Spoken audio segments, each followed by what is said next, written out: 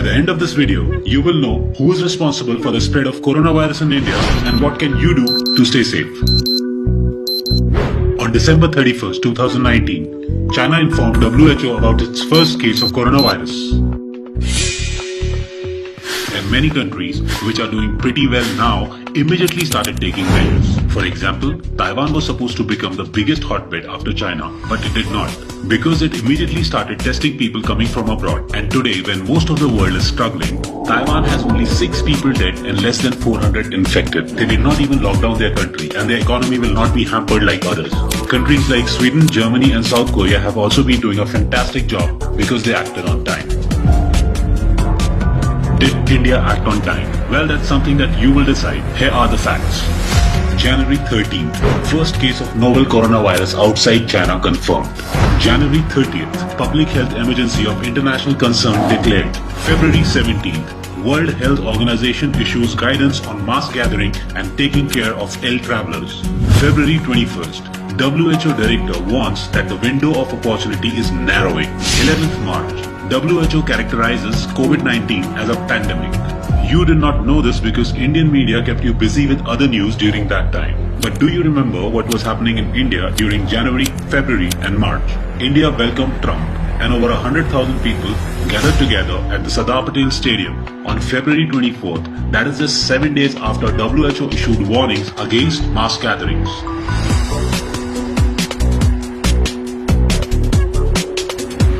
Delhi faced communal riots that began on 23rd February, incited by, well, we all know whom.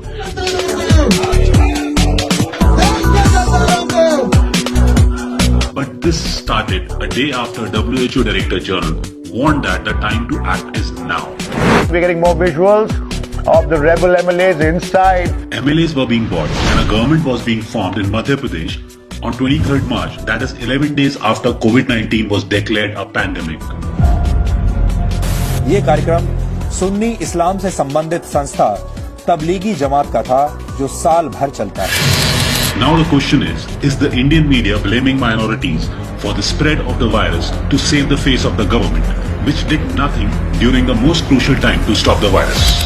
This is what our Prime Minister was tweeting 20 days after public health emergency of international concern was declared.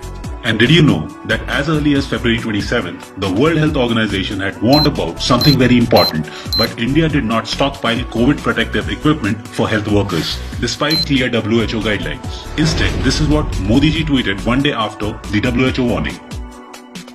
Karnataka के कलबुर्गी में lockdown का सरेआम उल्लंघन किया गया. लोगों ने सिद्धलिंगेश्वर रथ यात्रा में बड़ी संख्या में हिस्सा लिया.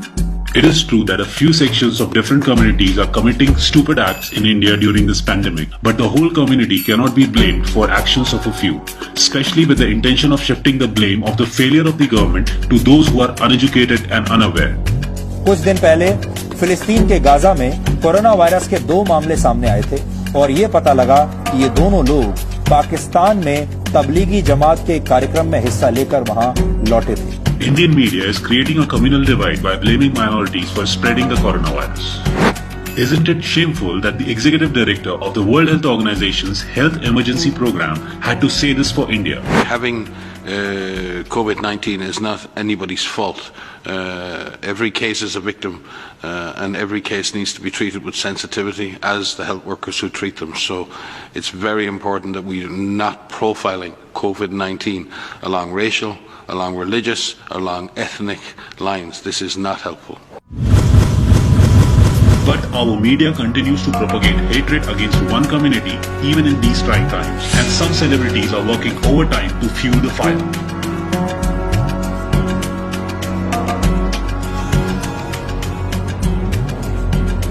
मैंने जो ट्वीट किया उसमें कुछ भी मैंने गलत नहीं लिखा है. मैं अपने ट्वीट पे अभी भी कायम हूँ और आगे भी रहूँगा. All this is being done to distract people from the failure of the government. कि मुंबई के बांद्रा में मस्जिद के पास किसने भीड़ जुटाई?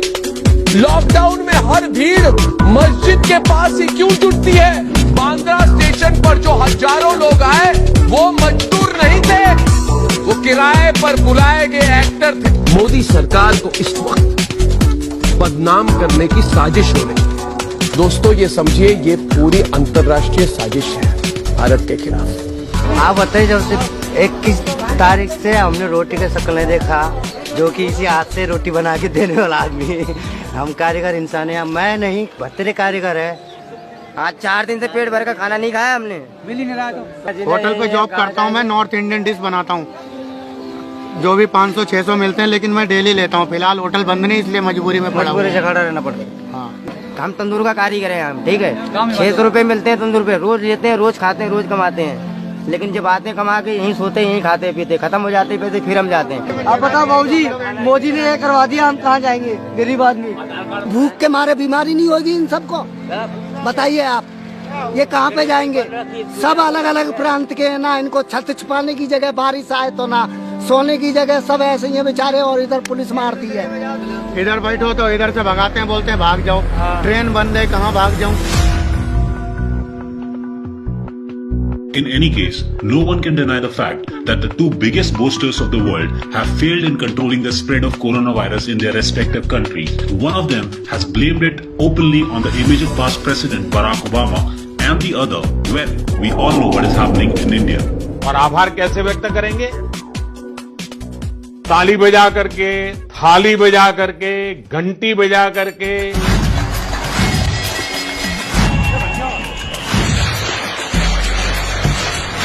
As the privileged class got busy with this stupidity, keeping aside all norms of social distancing, it conveniently forgot about millions of migrant laborers who have got nothing to eat and hundreds of miles to walk.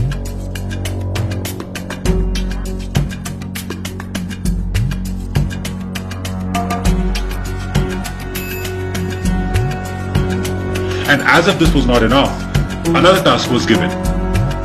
मैं फिर कहूंगा, मोमबत्ती, दिया, torch या mobile की flash light 5 अप्रैल को रात को 9 बजे 9 मिनट तक जरूर जलाएं। No corona go!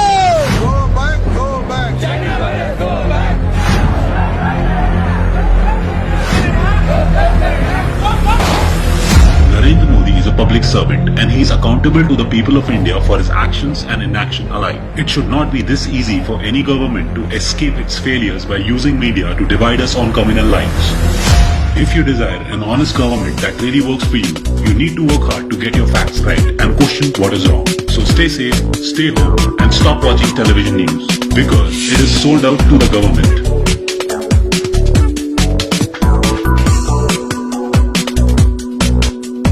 Issued in public interest by Media Matters for India.